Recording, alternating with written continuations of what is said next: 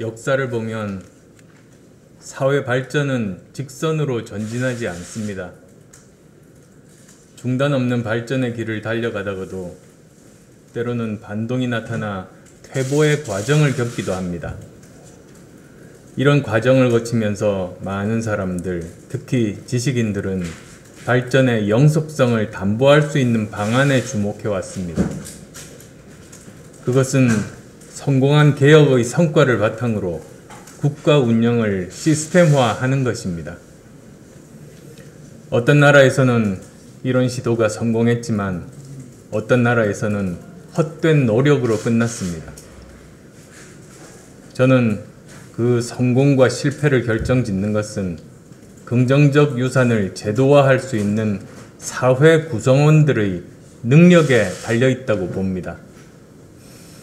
한 명의 천재가 획기적인 아이디어를 낼 수는 있지만 그것이 지속되고 다른 분야로 파급되는 것은 천재 한 명의 힘만으로는 불가능하기 때문입니다. 하나의 예로 로마인 이야기라는 책에 2000년 전 페르시아의 수레나스라는 청년의 이야기가 나옵니다. 그는 활을 개량해 관통력을 높였습니다. 또한 화살통의 화살을 다 써버리면 아무것도 할 수 없었던 경기병의 약점을 보완하기 위해 낙타를 화살 보급 기지로 활용한 혁신적인 아이디어를 냈습니다. 그 결과 페르시아군은 당시 세계 최강이라던 로마군을 전멸시킬 수 있었습니다. 그러나 거기까지였습니다. 그 청년이 죽자 그의 혁신적인 아이디어는 잊혀졌고 그전으로 돌아가고 말았습니다. 성공한 사례가 사회 자체의 혁신으로 연결될 수 있냐는 개인의 능력이 아니라 긍정적 성과를 제도화할 수 있는 사회 구성원의 역량에 달려있다는 것을 보여주는 사례입니다.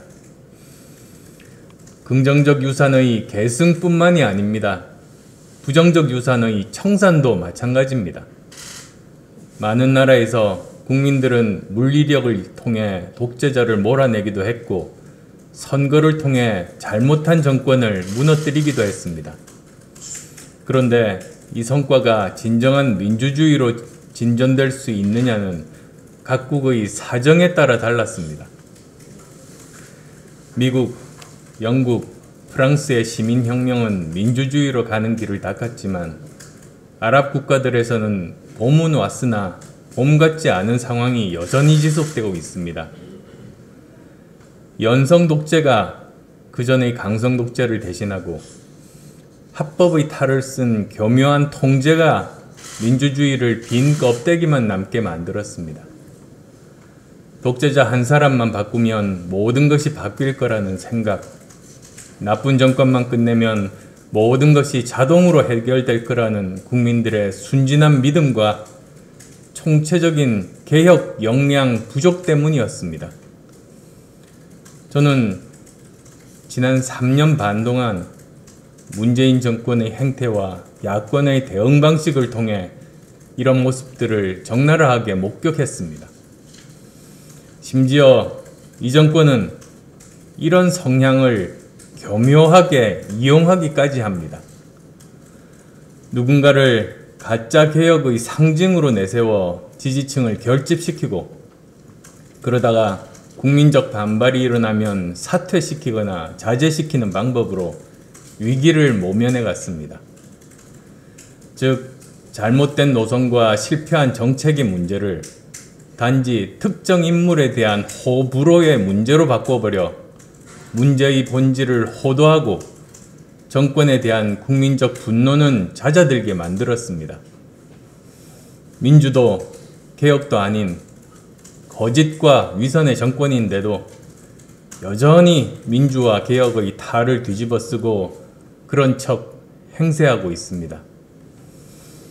한번 되돌아봅시다.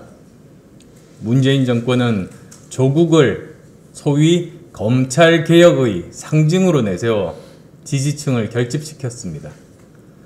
그랬다가 그의 잘못과 과거 행적으로 국민적 분노가 일자 슬그머니 자진 사퇴시켰습니다. 그러자 금방이라도 문재인 정권을 몰아낼 기세였던 국민적 분노는 구심점을 잃었습니다. 위안부 할머니들의 돈을 갈취한 의혹으로 공분을 샀던 윤미향 사태 역시 교묘한 침묵과 물타기로 넘겼습니다. 추미애 장관 문제 역시 그럴 겁니다.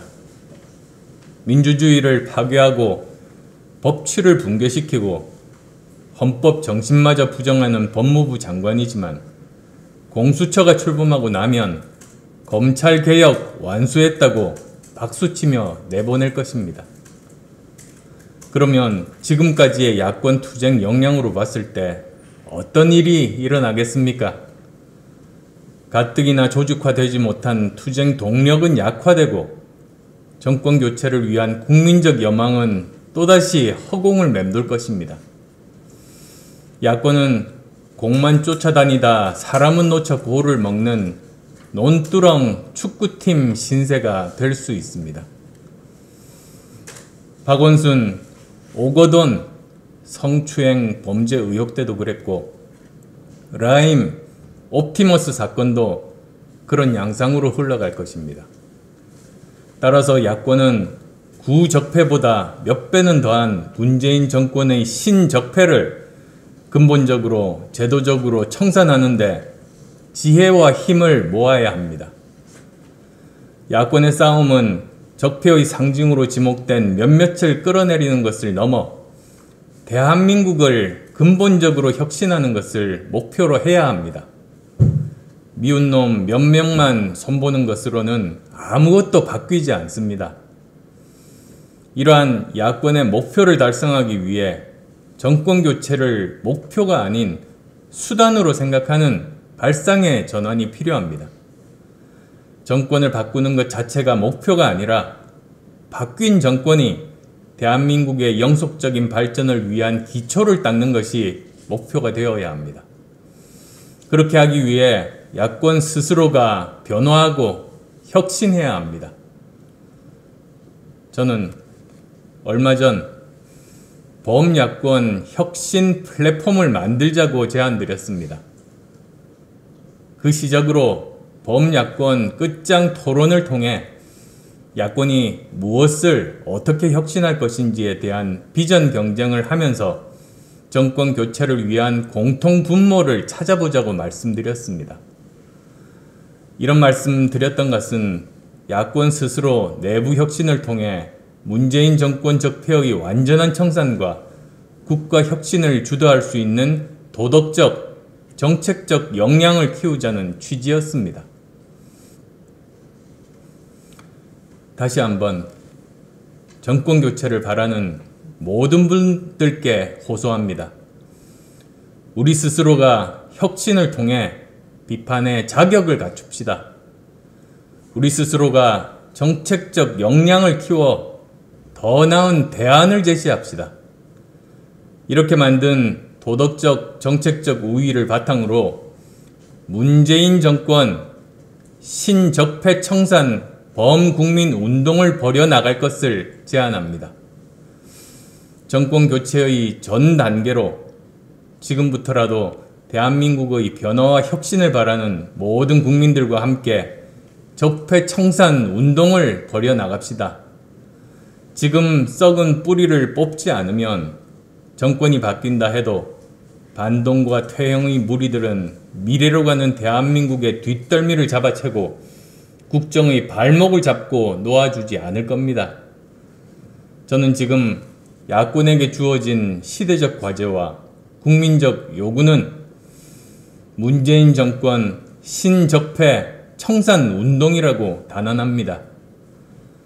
문재 장관, 문재 인사 잘라내는 것도 중요하지만 인적 청산을 넘어 정치, 경제, 사회 등 각 분야에서 나라를 좀먹고 있는 신적폐들을 일소하기 위한 강력하고 지속적인 운동을 제도적, 정책적 차원에서 준비하고 벌여나가야 합니다. 적폐 청산 운동은 혁신 플랫폼이 구성된다면 중도 확장을 위한 야권 혁신 작업과 함께 양대 핵심 사업이 될 겁니다. 그리고 혁신 비전 경쟁을 위한 끝장 토론과 맥을 같이 할 겁니다. 대한민국이 더 이상 반동과 퇴보의 길로 빠지지 않도록 범야권의 결심이 필요합니다. 정권 교체는 분노만으로 이루어지지 않습니다. 의지만으로 되는 일도 아닙니다. 끊임없는 혁신을 통해 비판의 자격을 갖추고 피나는 노력으로 대안적 집권 역량을 갖출 때만 가능합니다.